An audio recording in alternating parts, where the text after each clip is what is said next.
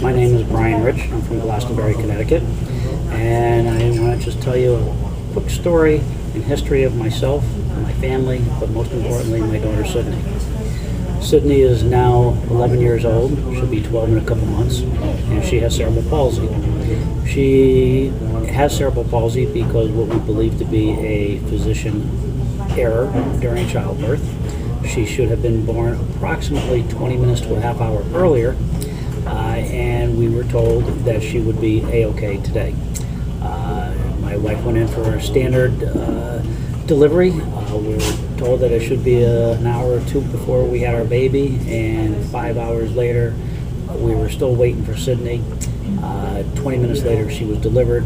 Her APGAR was only 1, which meant that she only had a very faint heartbeat, no respiration, no color, no reflexes.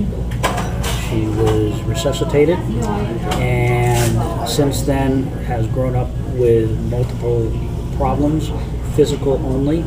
She has very little usage of her body.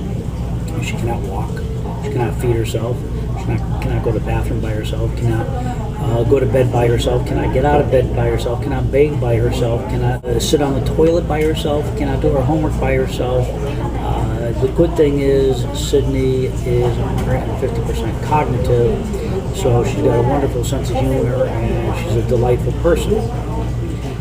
After Sydney was delivered, we went through a period of nursing where we saw that she was slow in many. Went through a couple of different pediatric neurologists who were unsure or not safe in diagnosing her until she was almost 3 years old, when my wife and I finally took Sydney up to Boston and saw the pediatric neurologist in Boston, who just came right out and said he hates to be the one to tell us, but Sydney has cerebral palsy. The expert in Boston tell us that most probably the case, or Sydney's case, was due to medical error, and that it was best if we then pursued and talked to some legal experts and see which way to go.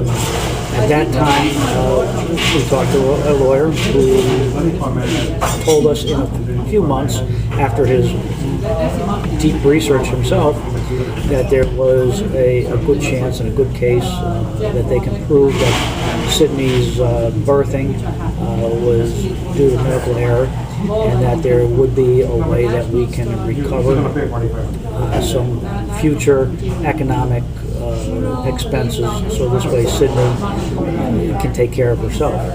We took the case and we went right up until the day before the case, where there was a settlement. So there was no actual admission or verdict saying that the doctor made a mistake. However, the doctor did say that he wanted to see my daughter taken care of for the rest of her life, and he was willing to make a settlement. Sydney is, again, she's 150% cognitive, maybe even 180% cognitive. She's mainstreamed in a regular school. She's in 6th grade.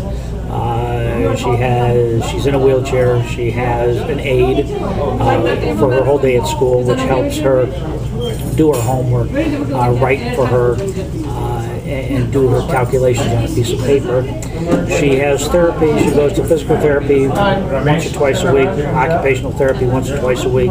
She has in the past, she also does speech therapy. She has in the past done hippotherapy, which is horse riding. She's done aquatherapy in the pool.